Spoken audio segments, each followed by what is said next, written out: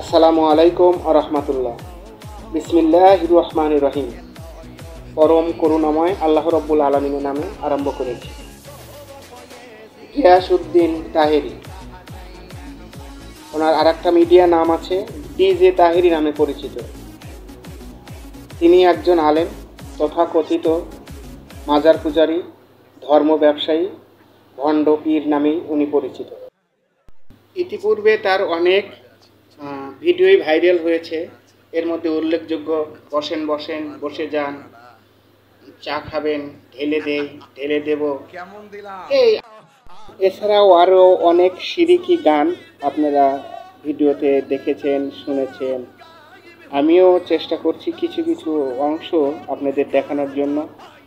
তো আপনারা পুরো ভিডিওটা দেখবেন এবং ভিডিওর শেষে ডক্টর জাকির নায়েক মাজার সম্বন্ধে, মাজার পূজা সম্বন্ধে, মাজারে সিজদা দেওয়া সম্বন্ধে কি বলেছেন সেই আলোচনাটা শুনবেন। ততক্ষণ আপনারা দেখতে থাকুন মোশতাক মিডিয়া। এর মধ্যে আমি একটা সবাইকে অনুরোধ করবো, আসুন আমরা যারা সোশ্যাল মিডিয়ায় কম বেশি যারা পরিচিত আছি তারা সবাই এই তাহেরি হুজুরকে বয়কট করি। তার আলোচনায় আমরা মিডিয়াতে না যাই, তার আলোচনাগুলো আমরা মিডিয়াতে প্রচার না করি, সামাজিকভাবে বয়কট করি। এরকম ধরনের ভণ্ড মাজার পূজারী ধর্ম ব্যবসায়ী থেকে সমাজকে বাঁচাই, সমাজকে ভালো রাখার অঙ্গীকারবদ্ধ নিয়ে আমরা এগিয়ে যাব, এই আশা ব্যক্ত করেই আজকের অনুষ্ঠান এখানেই শেষ করছি। আপনাদের সবার সুস্বাস্থ্য কামনা করছি, দীর্ঘায়ু কামনা করছি। সবাই ভালো থাকুন, সুস্থ থাকুন, আমার জন্য দোয়া করবেন। আর ডাক্তার জাকির নায়েকের আলোচনাটি শুনবেন। মাজারে সিজদা দেওয়া, মাজারে মান্নত করা, মাজারে দান করা, মাজারে কোনো কিছু চাওয়া, সেই সম্বন্ধে ডাক্তার জাকির নায়েকের আলোচনাটি শুনবেন।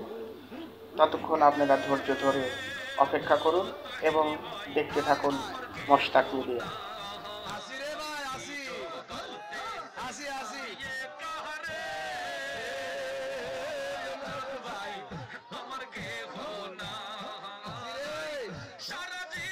সত্যিকারের মুসলিম কখনো কোনো কবরকে সিজদা করবে না। আমি বিষয়টা জানি, বলবো না যে ভুল বলেছেন, আপনি ঠিকই বলেছেন। মুসলিম নামে পরিচিত এরকম প্রচুর মানুষ আছে তথাকথিত মুসলিম যারা কবরকে সিজদা করে। এ ব্যাপারে আমার দৃষ্টিভঙ্গিটা হচ্ছে, আমার মতে তারা ভুল করছে, এটা শিরক, তাদেরকে বদলাতে হবে। আর আমার লেকচারেও আমি তাদের উদ্দেশ্যে বলেছি যে যদি আপনারা কোনো কবরে যান, আমাদের নবী বলেছেন তোমরা কবরের কাছে যেতে পারো, এতে আখিরাতের কথা মনে পড়বে যে একদিন আমিও মারা যাব। তাহলে কবরে গিয়ে সেই মৃত ব্যক্তির জন্য দোয়া করবেন, তার কাছে দোয়া চাইবেন না।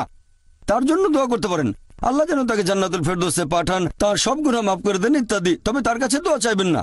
দোয়া করবেন শুধুমাত্র আল্লাহ সুবহানাহু ওয়া তাআলার কাছে। ইয়াকা নাবুদু ওয়া ইয়াকা নাস্তাইন, আমরা শুধু তোমার ইবাদত করি, তোমার সাহায্য চাই। আমার বিভিন্ন লেকচারে আমি সব মুসলিমদের উদ্দেশ্যে বলেছি যে এটা করা ঠিক না।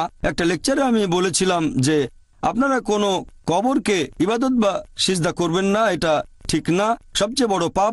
আর